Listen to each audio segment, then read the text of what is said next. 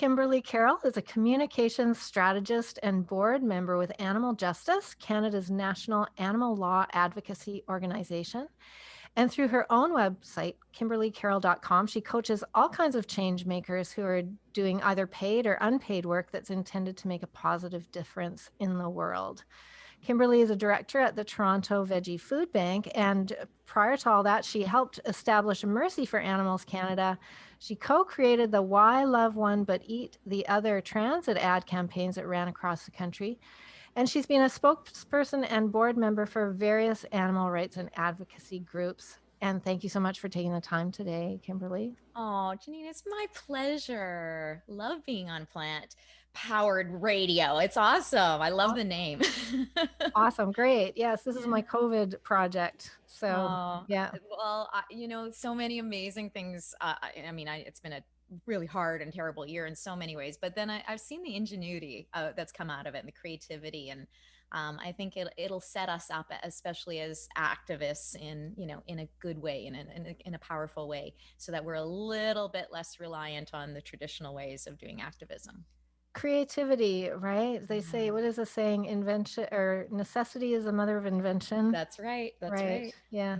So Yeah. I'm interested to know about you. I like on your website where you say, I'd love to tell you my whole wildlife story from lying on a pink bed of nails in city squares around the world to hosting 500 hours of live television to living in an ashram. But then you say, no, but it's not about me. It's about you. But I want to hear that story. Oh my gosh. Well, it is a very long and winding story, but I guess suffice it to say, I played life pretty safe for the first, half of my life, and then I went a little wild.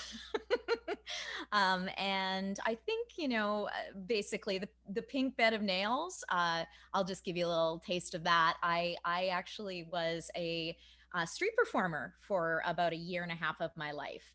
And that was because this was after already being a television host, but I just, there was SARS happening in Toronto. There was no production going on. There was a writer's strike. I wasn't getting any work. And I happened to be dating at the time an Australian circus performer, of course. And he said, "Hey, let's go on the road. You're a performer. We can make money." And so I went to Australia and Europe, and I tried to make my way in the world by doing like a comedic music stunt show. And I'm not very talented. I mean, I'm a good actor and a singer, but I'm not very talented at any like skillful stuff. Like my boyfriend juggled a chainsaw on a tightrope. Whoa. Me, I all I could do was lie on a pink bed of nails with a 200-pound man on my stomach while I sang my grand Whoa. finale. So, Oh my but God.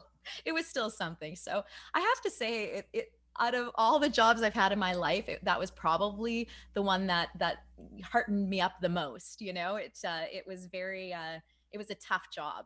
Like you're in the squares of the world, like world squares where you don't know the language, where there's usually a lot of drunk people just coming and lunging at you while you're on a bed of nails, things like that. And to have to like create an hour-long show and get people engaged, and then and not lose them, and do it in sub-zero temperatures. I mean, it was just, yeah, it really helped me grow a pretty thick skin. Wow. I'm Amazing. sorry, we've got a little visitor that's Oh, decided she must hello. join the party. This is Oh, Karma. She's my little wisdom guru. she's wonderful. Yeah, she's a rescue cat. She's 17. She doesn't have a lot longer to go in her Oh, life. We yeah. just got the news. So she Oh, usually spends her life on my lap, but she's especially spending her life. I'm making sure she spends it on my lap right now. well, animals are very welcome on plant powered radio. Good. I figured this might be a good forum for Karma to show her wisdom. Absolutely. And so I'm curious, at what point were you vegan when you were laying on this bed of nails? Yeah, I was. Well, no, you know what? So I've been vegetarian for 24 years and vegan for 14. And so no, I was vegetarian at the time. I hadn't quite made the leap yet. The So, leap, the yeah. great leap. I talked to so many people about that, and it is. It's sort of it's so easy in some ways, and then so Mm, difficult in others. yeah. At what point did you? What was it that prompted your change? Well, oh, I mean, so 24 years ago when I first went veg, I mean, that was pre-internet, right? So, I mean, I didn't even know who PETA was at that time, and I was just, a gal in the middle of the prairies, Manitoba, in farm country, as a matter of fact, and like I really, really loved animals, and the problem was that I really, really liked meat as well.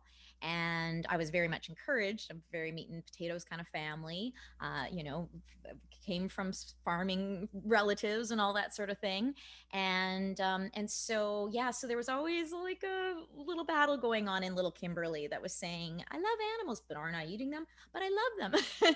And so that battle went on until my young adulthood, because every time I would sort of say to the adults, like, isn't it kind of weird that we're eating animals? And they're like, that's just the way it is, And so I'm like, okay, well, I guess I can dig into my favorite steak. Um, and so, yeah, so it was always something that felt not right in my heart, not right in my conscience either. And and so yeah, it was right before I did a move to Toronto. I was at a friend's place, a farm, just after calving season, and there were twin calves that were just the most beautiful beings ever. And we spent the day together, and I just loved them up. And they had such beautiful little personalities, and they're very much like cats and dogs. And at the end of the day, we went in for dinner, and they were serving my favorite steak. And it just took that very direct sort of correlation. Like that's the kind of direct correlation it took. And I looked down at my plate and I went, wow, that's going to be the calves in a couple of years, Hmm. after a horrendous time in a feedlot. And there was just something that clicked in my brain. And I just said, Kimberly, your ethics can become stronger than your appetite. And I wasn't sure if it could, but that was something I said to myself. And I thought, well, you know what, I'm making a move, I'll just throw one more thing on the pile and I'll try being vegetarian. I'm sure it'll never stick and all that sort of thing. And back 24 years ago, it was a little harder to be veg.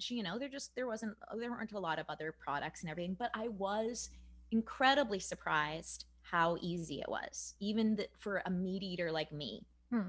um, Really, I was quite like thrilled, that I didn't have to give up everything I loved. I mean, there were some versions of things, and you knew that what you could make out of protein, to satisfy your protein needs and everything. And I like protein a lot. So, and so yeah, so that was how I went vegetarian.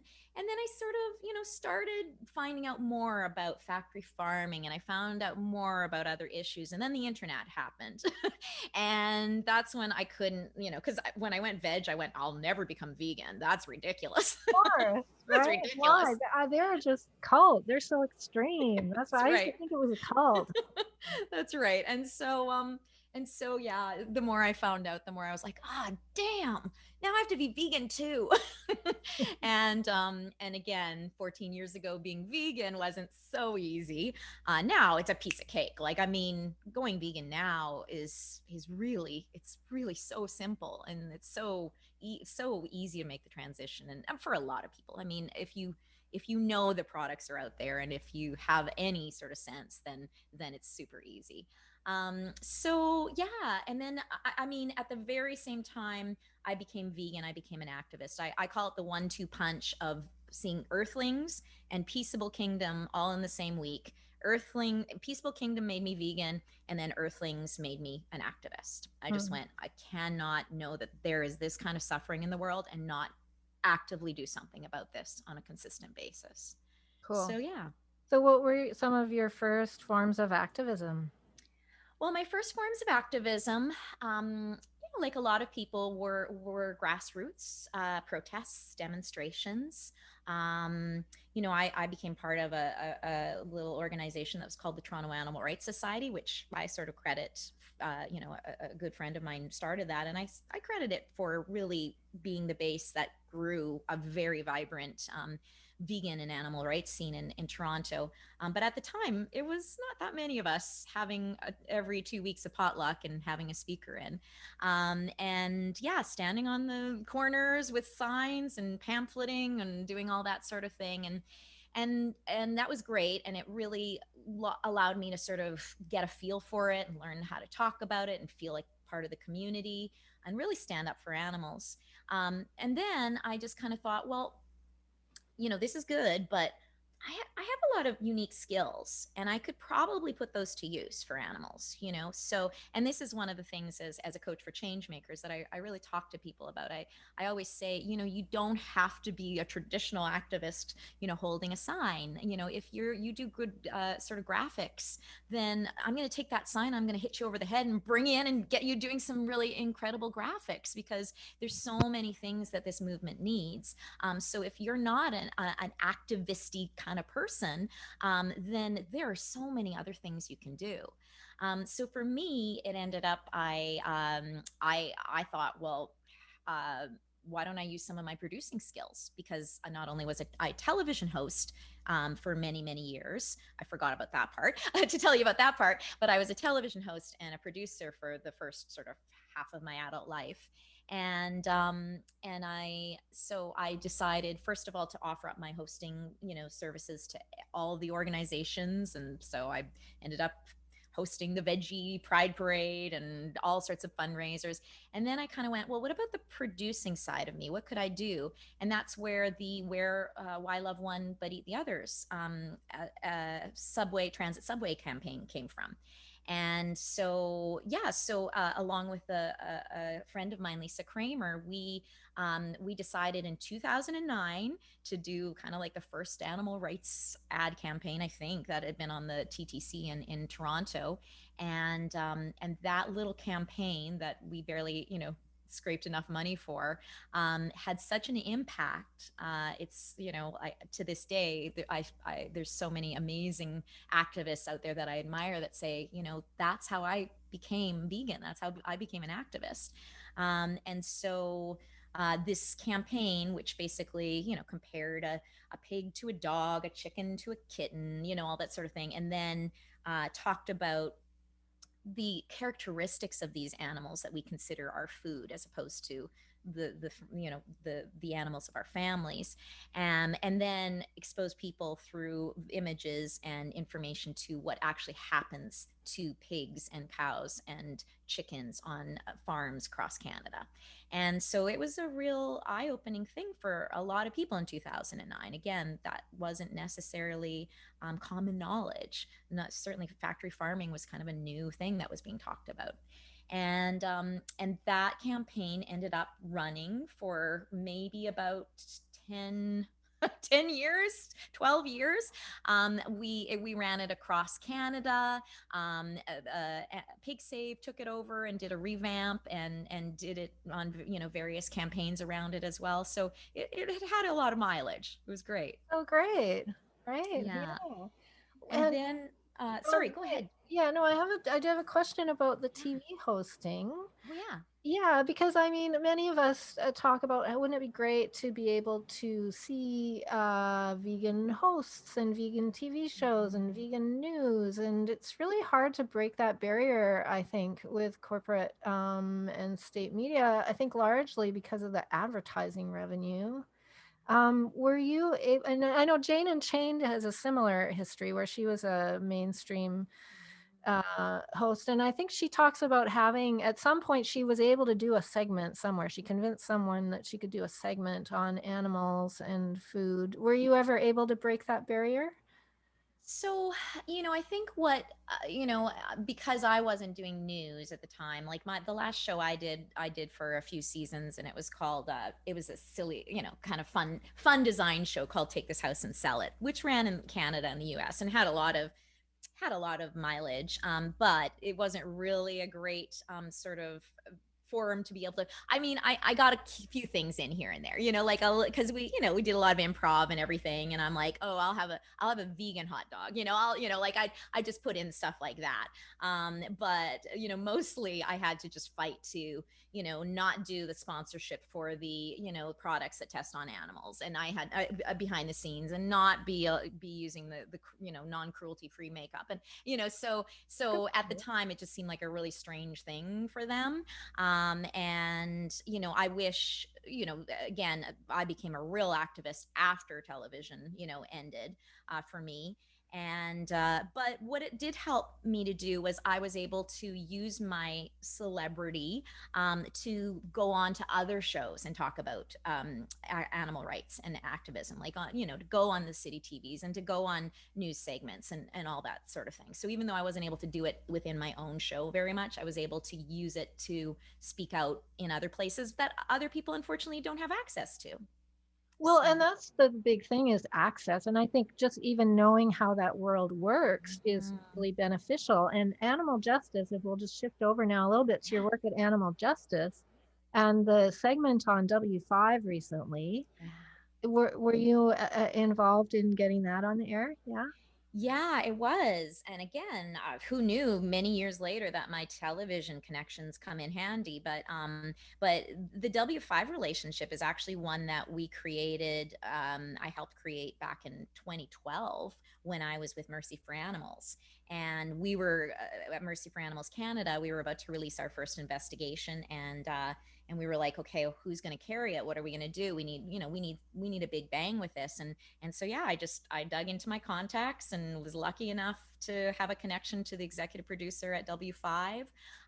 Pitched him the idea. They were game, and they have been amazing partners, over the years in bringing some investigations to light. I think this one was probably the fourth one they've done. Around animal protection, animal issues, and so first one with animal justice, because we've just started doing investigations. This is our second one, and so, yeah, so it was really neat to be able to go back and just say, hey, you started doing this in 2012. And in fact, it was with a pig investigation. I remember it very well. I was very involved in it, and here we are at another pig farm. Nothing has changed with the government laws. And the only thing that's changed is that the government is now trying to impose laws across Canada to stop us from reporting the cruelty that's going on in the farming industry. So they were very keen to do that, because, I mean, not only we're talking about ag gag laws here, and for anybody who doesn't know what an ag gag law is, it's basically, a law that basically, a law that prevents, people from reporting on cruelty they might see in the egg industry. So it basically makes undercover investigations illegal. It makes, some whistleblower reports illegal. It's a ridiculous Orwellian kind of, thing that started in the States many years ago, and has unfortunately, been imported here in Canada. And so, yeah, so not only is it a very scary thing for animal protection and animals everywhere, but it's actually a really scary thing for free speech, for journalism, because some of these laws cover, undercover sort of, investigations into anything. Like in Alberta, the same laws would apply if you did an undercover investigation in a nursing home or in a daycare. And this was all put into place because, the animal agricultural lobbyists were forcing it through. But it's going to have some very unintended consequences as well. And I think that for any sort of mainstream, journalism organization, that's a pretty scary thing. It's a pretty important thing to cover. Yeah. Well, I think Regan Russell was already an Yeah, unfortunate side effect. absolutely. Right. And Yeah. yeah, just the idea that apparently, even I've heard it described that if you see a transport truck, let's say I'm riding on the BC ferries and I see a transport truck and I try to take pictures of what's going on inside there, then I could be held liable if that law were to pass in BC. Yeah, absolutely. Yeah, you could you would be considered breaking the law by taking a picture of an animal in a transport truck. Crazy. Yeah. Well, Yeah, it is. thank And goodness. it's so Sorry, go ahead. I was just going to say, so just so you know, the state of where ag gag is right now, um, Alberta has passed a law. PEI has passed an ag gag law.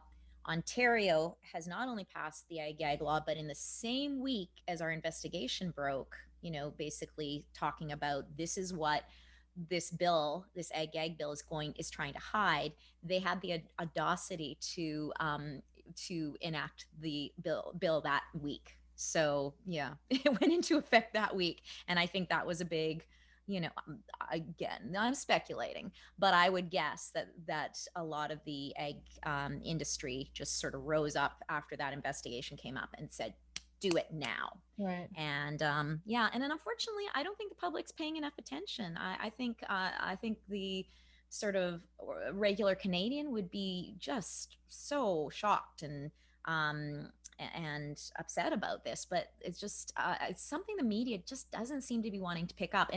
And that's one of the things from my media background that I usually have a really good sense of is what is a good story. And so I've been very surprised that media hasn't picked up in on ag gag more in Canada, and I'm very surprised that there wasn't more on Regan Russell. I felt like that was heartbreaking. I mean, it's not over yet, and Anita and everybody at Animal Save Movement are working so hard.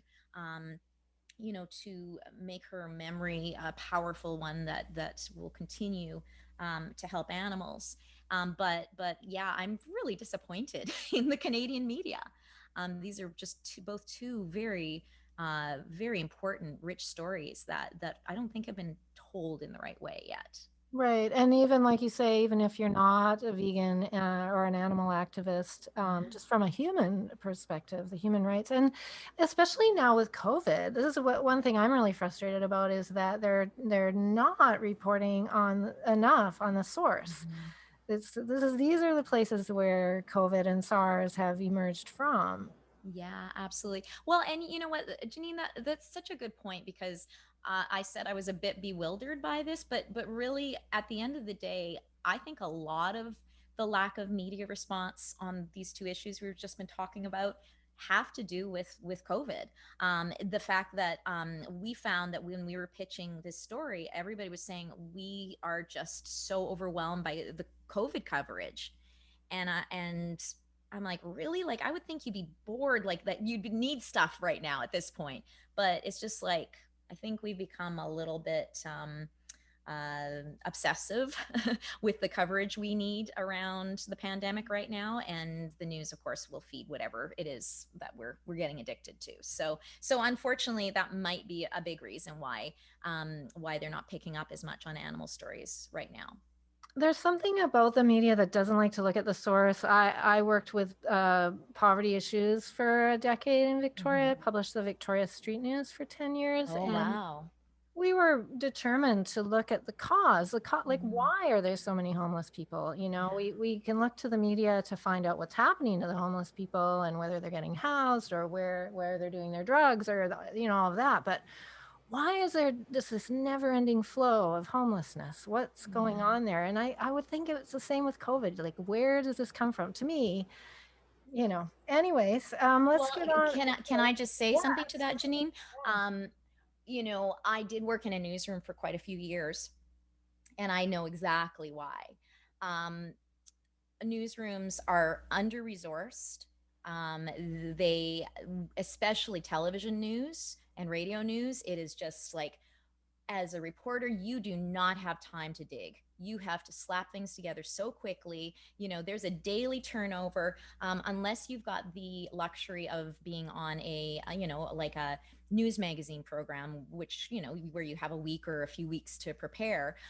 There is just no room for sort of deep thinking, deep investigating, multiple sources, which is just very sad. And the further and further we go, the less and less that happens. Hmm. So I don't really blame the journalists. I don't know who I blame. I mean, the media companies that, maybe should be giving giving up some of their profits so that they can actually be putting out a good product. Maybe I give a little bit of blame to them.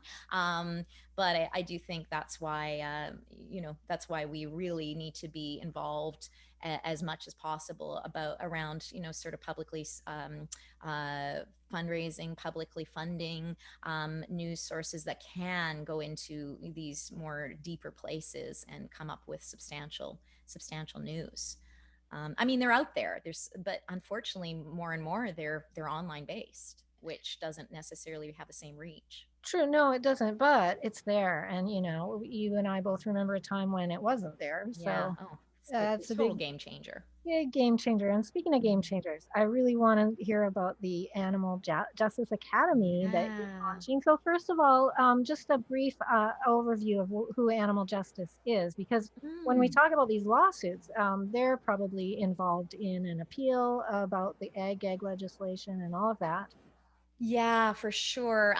So animal justice is a national organization. We lead the legal fight for animals in Canada. We work in a few different areas. We work in the court of law, so we actually take things to court. We work in the political arena, so we do a lot of lobbying for legislation to be changed. And of course, we really work in the court of public opinion, because the reality of it is laws are very slow to change, and they will not change unless society firmly changes first. So at Animal Justice, even though it's a law-based organization, we do a lot of outreach, a lot of advocacy awareness work, because that's just what we have to do to be able to support the change in laws. And so yeah, I'm a campaign strategist with Animal Justice. I'm also the video producer there, and now I'm the director of Animal Justice Academy. And I'll give you a little bit more background on Animal Justice. So we're a pretty young organization, just over 10 years. And for the first few years, it was pretty small, but we've been growing very rapidly. And I think we were a small but very mighty team, and I think just folks who really knew the power of media. And that is one thing that we've really done, I think, really well at Animal Justice, is we have gotten um, animals animal issues in the news, like in a huge way in the last few years, a way that I never thought I'd see. So it's been sort of private, a little bit of a special pride for me to see that. Part of that is, our executive director, Camille Labchuk, she was a former press secretary to Elizabeth May. So, there's a lot of media know-how in our group. And we really exploited that.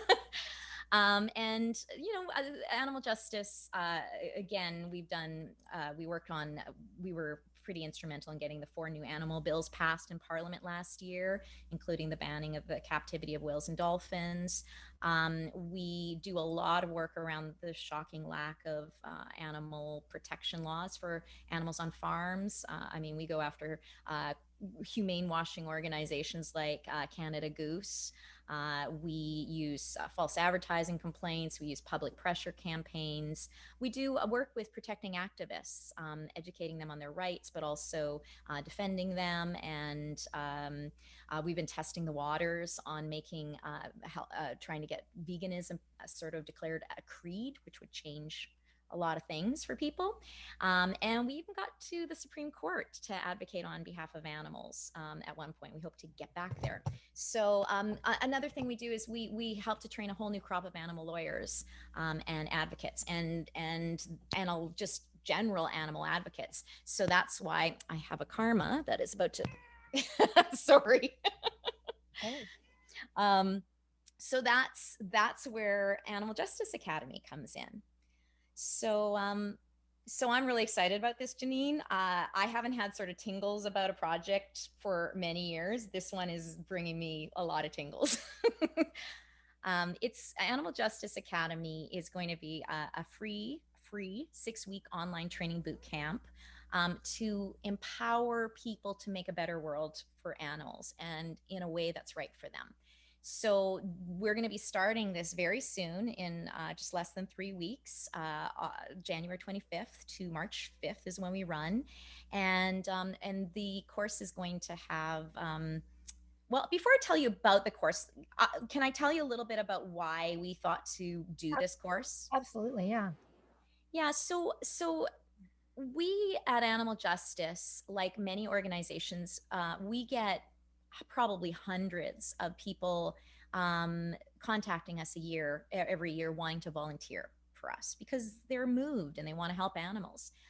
When you've got a team that's only got, I don't know what we're at now, 5 full-time staff members, there's just not a lot of bandwidth to be able to manage hundreds of volunteers as much as we'd like to. And we're not the only ones. That's happening at organizations across North America. And we just were, I remember Camille and I were talking, and Anna Pippis and I were talking probably a couple of years ago, and we went, what a shame. We have all of these people that want to put their effort and their time towards doing work for animals, and we can't put them to use. Like, it's such a lost resource. Plus, we have thousands of people every time we do a campaign, undercover investigation, or whatever. We have thousands of people signing petitions, and outraged and wanting to do something. And we thought, what if we were to create a vehicle where we could train a whole bunch of people to be able to do animal advocacy on their own, where no matter where they are, no matter how old they are, no matter what their skills are, no matter what their cultural community is, to just give them this boot camp that is going to make them feel really informed, effective, and empowered. So that's where it came from. Sounds wonderful. Yeah, Mhm. and so there's like 80 speakers you've got Yeah. organized? Wow. Yeah. So, okay. So, how it's going to work is it's a 6 week program, and we'll sort of work through a week at a time. We'll be dripping the content every week. And there'll be, several video modules every week by our different faculty members on really interesting subjects. We'll also have a couple of live panels every week. And of course, this is all online, live panels via, Zoom. And we are also going to have an academy discussion forum. We're going to have Q&A sessions. We're going to do some mass group actions together. And so, yeah, we have 80 speakers. Like some of them are all confirmed, and some of them we're still trying to nail down. But I mean, we've got people like it's such a good lineup. We have Canadian members of Parliament Elizabeth May and Nathaniel Erskine Smith to really give us like the sort of behind the scenes tips on how do we reach our political representatives. What are the ways to get through? What do they want to hear? What do they need? What are they? What's is possible for them? We have top psychologist Dr. Melanie Joy. She's a top psychologist in animal advocacy and vegan advocacy, and she does a module about how do we bring animal issues, or how do we talk about animal issues with those that are closest to us. A lot of us are good at being advocates when it comes to strangers, or maybe not, but when it comes to those that are really close to us, something really bad happens. So she gives us a really good crash course in that. We've got badass vegan John, aka John Lewis, who is just spectacular. I just love every time he opens his mouth. Speaks something so amazing. And he's going to talk about how he's harnessed the power of media to get the vegan and animal rights message out there. We have internationally renowned investigative photographer Joanne MacArthur, Gwenna Hunter from Vegans for Black Lives Matter. We have vegan outreaches Jack Norris, my friend, former undercover investigator Jeff Regier, environmentalist Isaiah Hernandez, also known as the Queer Brown Vegan. We have Dr. Charu Chandra Sikira. She's going to hate me that I just butchered her name. And she's a leader for animal alternatives in research. Dr. Tushar Mehta, super activists like Jenny McQueen and Amy Serrano, who's more on your side of the country. And we even have a democracy reform expert, Dave Meslin. I don't know if you know Dave.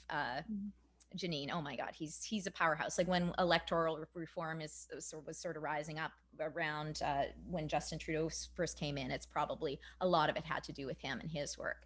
Cool. And so not only are we going to sort of touch on some very simple, basic foundational things, but we're going to go into some really deeper pockets, like how does electoral reform, why as animal rights people should we be championing electoral reform? And he's going to talk about that, and there's some really subtle things around it. So we're going to be, talking some of the topics we're going to be covering. At Animal Justice, we really believe that getting political is one of the most powerful things an individual can do, because everybody has an MP or an MLA or a municipal councillor, or whatever it's called in your part of the world. And and every one of those, it's very likely that they'll meet with a constituent. So there you go. There's a built-in way to have the ear of somebody who's really powerful and can help change. So we're going to really teach people how to make that happen. When you get into a meeting with them, what you need to do, how you can help animal friendly candidates get elected. How do you campaign for them? But also, getting into simpler things like in your own communities, what can you do? How can you get more vegan products in the grocery stores and in restaurants near you? How can you write a really good letter to the editor to your local newspaper? And maybe it gets even more personal, like, is there a way that you could help to cancel a dissection program in your kid's school? Or institute meatless Mondays in your workplace or something like that. It can also go into sort of, again, some grassroots public activism, like protests and actions, disruptions. We're going to cover all of that. We're going to talk about how you could use creativity. If you're more of a creative introvert and you don't want to go out there, you could be there creating the next, big viral graphic, or you could be creating some video content.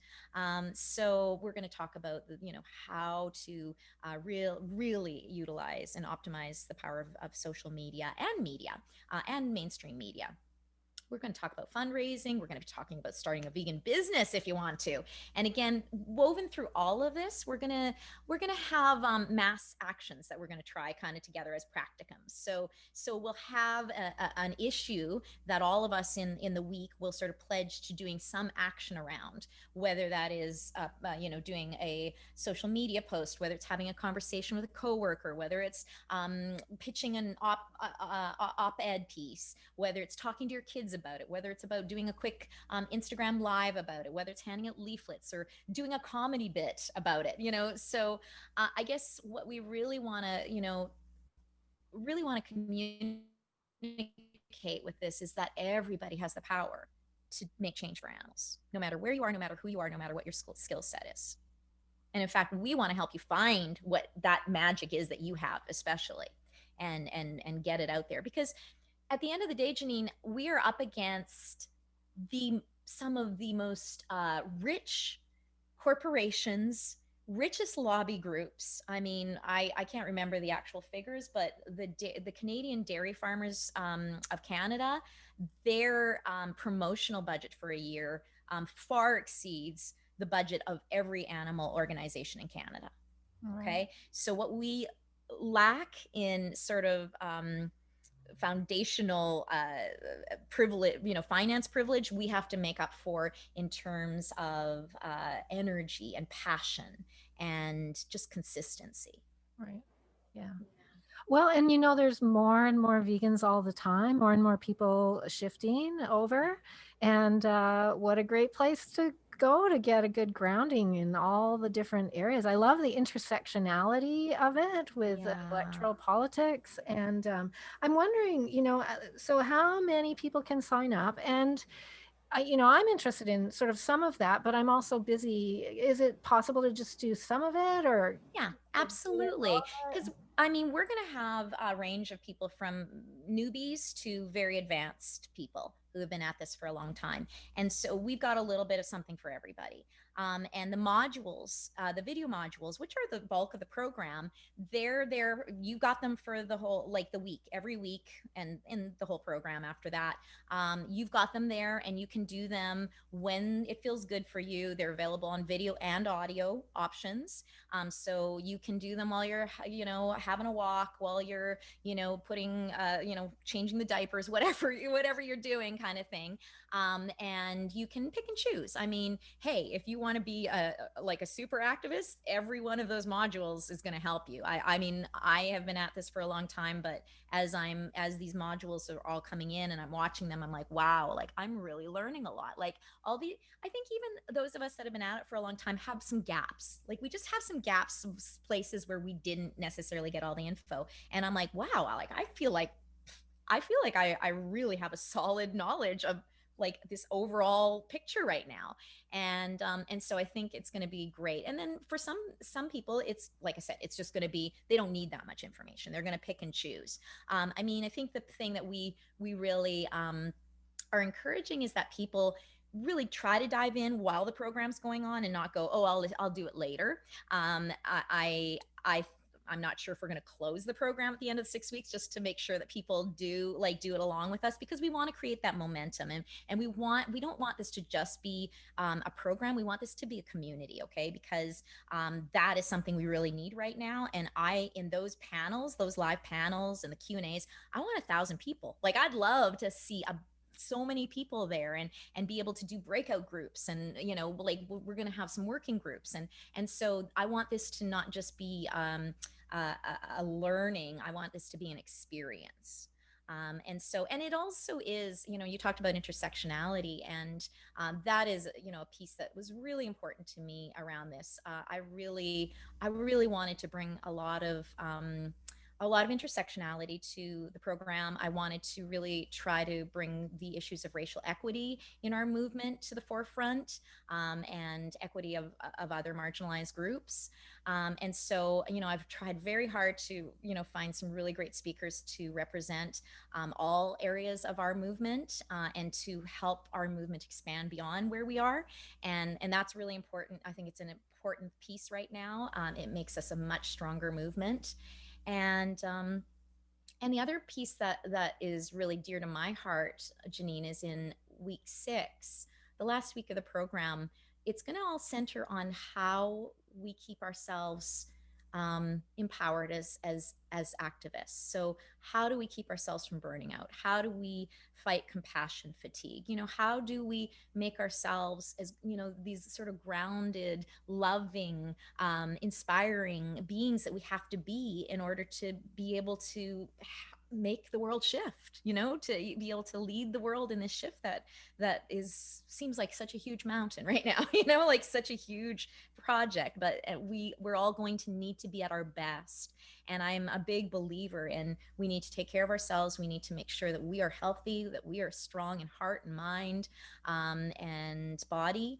And so we're gonna have just so many amazing tools and speakers and approaches that people can explore around that as well, because I think that's a big missing piece in this movement right now. And that's a lot of the work that you do with your coaching at kimberlycarroll.com.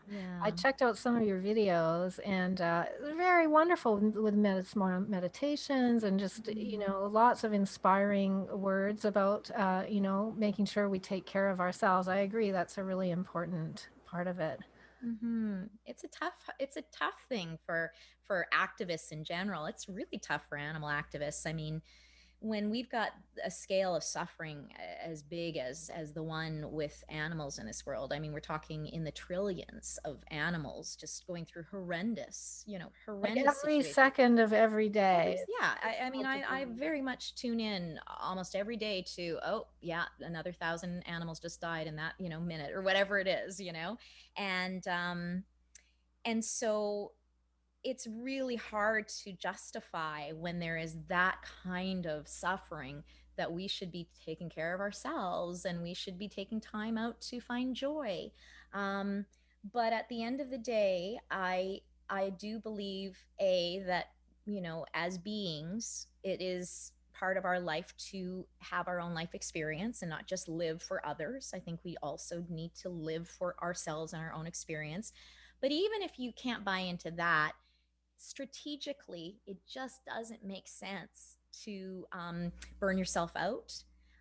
It in the end, if you're not taking care of yourself, if you're not fueling yourself and whatever it is that makes you feel at peace or makes you feel energized or makes you feel lit up, then you are going to get very angry, or you're going to drop right out. You're going to do probably end up doing something that's going to hurt the movement more than help it. Okay. And so like, I think just strategically, when we take the time and we have the tools to be able to sort of find that inner strength, that inner power, that inner peace, it it just like it just brings up our efforts. It amplifies our efforts so much, almost exponentially. And so to be able to come at your activism from a place where, again, you feel inspired and called, as opposed to chased and contracted. I mean, a big part of our job as advocates is to say, hey, look at me, look at what I got, don't you want some of that? And I'll tell you what I got going on, you know part of me, like, part of just trying to stay looking healthy and young, is that when people ask me, they find out my age, which is almost 50. When they find out my age, they go, oh my God, what do you do? And I'm like, must be my vegan lifestyle. So, and you wouldn't believe how much you see the wheels start turning in people's head, as opposed to if I say, hey, have you ever thought about factory farming glazed? Right. I mean, it's not where we ultimately want to have, like, people to end is at the idea of, oh, veganism is healthy, but it's a door in, it's an entree, right? Whatever reason they get there, it doesn't matter. Exactly. The animals don't care how you get there, right? As That's long right. as you get there, that's And I just really feel that when people are at least sort of eating plant based, all of a sudden they don't have the same barriers to hearing the truth about what's actually going on. It's they may go into it for the health, but a lot of people, once they go into it for the health and they're not part of the abuse, then they're able to actually look at it without the walls going up and going, I can't go out here. So yeah, so I am a big believer in just trying to get people in the arena however we can, and then we chip away a little bit at them.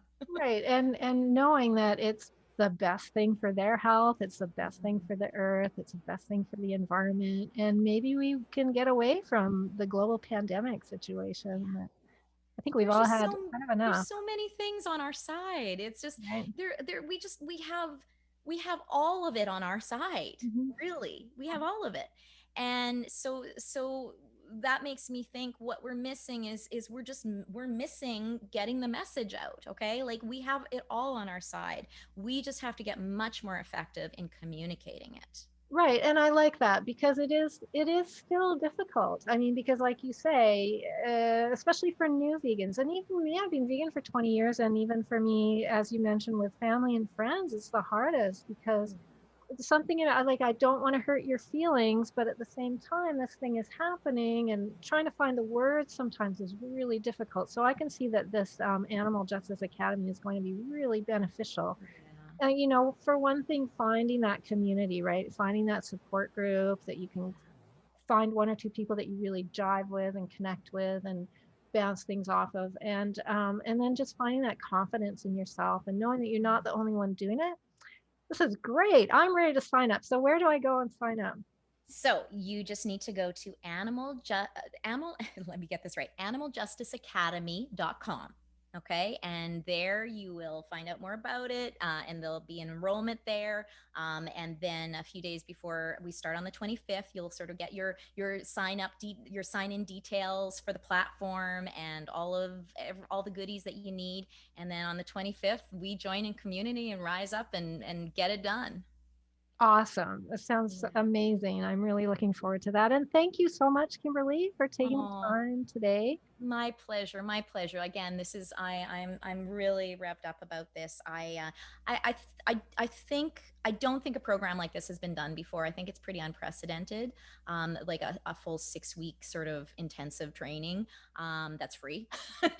So I'm really excited about it. It's something that I've sort of dreamt of doing for a long time. So I'm really thank you for giving us the space to talk about it and share it with your peeps. And I hope to see you and all of you out there join the academy and really, let's like I said, let's do this together. Let's do it. All right. Thank you so much. You're welcome.